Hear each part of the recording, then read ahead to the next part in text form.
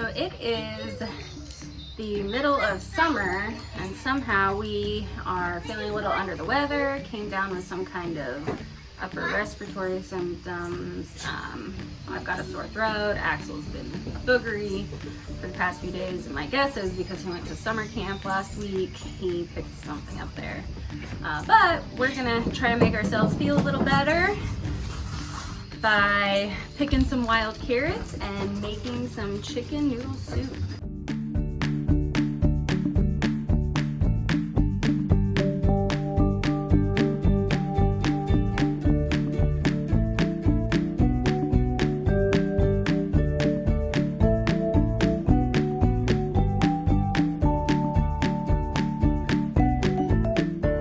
So here is what the leaves of wild carrot looks like. And a telltale sign to know that it's carrot and not hemlock is you want to look for the hair on the stems. So you see the very hairy stems, and that's considered wild carrot, also called Queen Anne's lace. They are biennial plants, meaning they complete their full cycle over 2 years. The first year they're very small and they focus more on the roots. So that's why a lot of times carrots that are cultivated are pulled the first year because they're focused more on the roots. This here is a second year plant, which then starts to stem up and is gonna make a big flower up here at the top to throw off some seeds. So we're gonna actually harvest both the roots of the first year plants and the stems here of the second year plants for our chicken noodle soup. So the best part of the second year plants, which have these long stems, is going to be the inside of the stem. So I am going to peel back the hairs and just kind of get down to the inside part of this and chop that up and put it into our soup. But I will show you what it looks like underneath. So this is the inside stem part. If you smell it, it smells like carrot.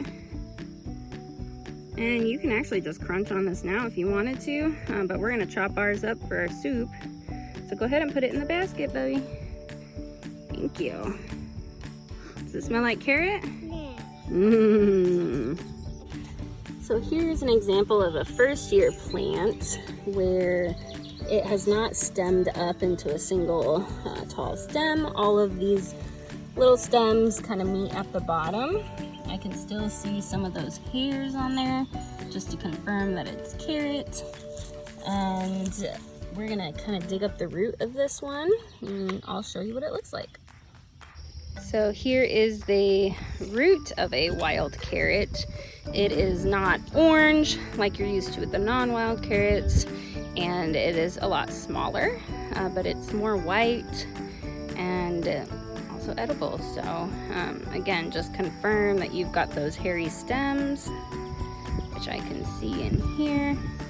There's a little bit of hair growing,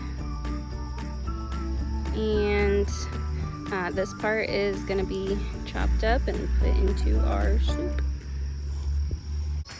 Axel's stopping for a little snack of black raspberries. We went a day without picking, so there's quite a few on the plants. This is a nice, lovely bunch.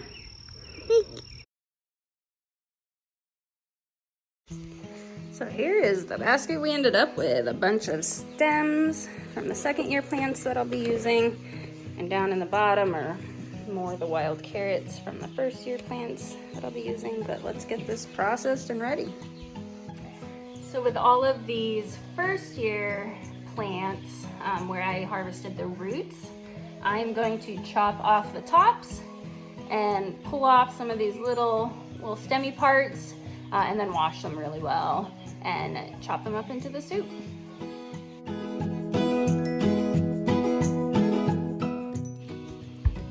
So what we do with these stems is we want to peel back the outer layer. So here you can see the inner is nice and smooth, kind of looks like the texture of celery.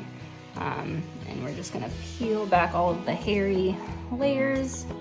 It helps to kind of snap it in half, and you're left with this nice green inner stem.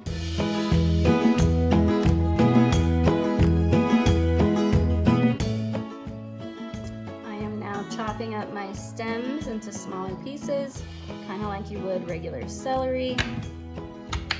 Some of them are going to be woodier than others. Make sure you have a sharp knife. Processing and chopping and washing everything. Here's what I'm left with. Carrots and carrot stems.